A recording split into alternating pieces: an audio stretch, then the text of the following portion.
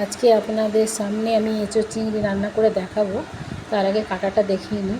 এই দেখুন, এঁচোড়গুলো আমি এভাবে কেটে রেখেছি, আর এই আলু 4টে রেখেছি। আপনি পরিমাণ মতন আলু দেবেন।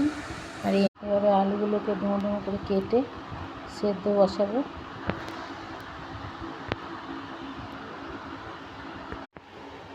কুকারে দেবো না, মানে আলুগুলো আমি ওভেন বাটি করে সেদ্ধ করে নিচ্ছি। আর এঁচোড়টাও তাই করছি, নাহলে কুকারে দিলে বেশি গলে যাবে। টমেটো, পেঁয়াজ, তেজপাতা, আদা, জিরে, গরম মশলা সব পেস্ট করে এঁচোড় সেদ্ধ হয়ে গেছে। টমেটো, তারপরে পেঁয়াজ, পুরো তেজপাতা, রসুন, একটু গরম মশলা, তেল দিলাম।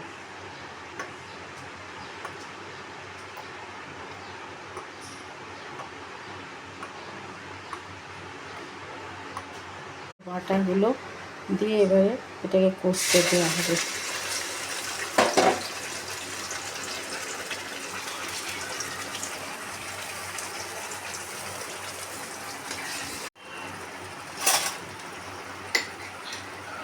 লবণ, পরিমাণ মতন লবণ দেবেন।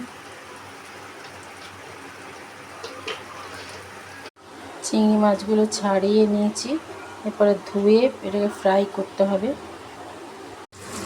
একটু একটু সামান্য চিনি দিতে পারেন, কালারটা ভালো হবে, সুন্দর হবে মাছের মতো।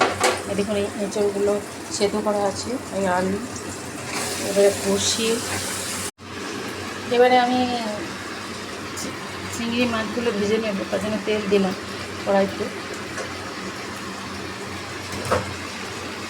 মাছগুলো নুন হলুদ, একটু ঘি দিলে আরও টেস্টটা ভালো হবে। ঘিটা দিয়ে আমি একটু নাড়ানাড়ি করে নেব। চাপড়া চিংড়ি, এটার গন্ধটা বেশ ভালো হয়।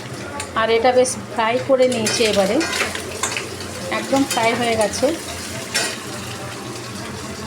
এবারে আমি এটাকে দেখুন, এটা একদম মাখা মাখা হবে, সামান্য একটু জল দিয়ে দিলাম। এবারে এটাকে একটু ফুটলেই হয়ে গেল আমার এঁচোড় চিংড়ি রেডি। গরম ভাতের সঙ্গে দারুণ রেসিপি, আপনারা খেয়ে বলবেন। দেখুন, এঁচোড় চিংড়ি রেডি আমার। আপনারাও বাড়িতে করুন, কেমন হয়েছে কমেন্টে জানাবেন।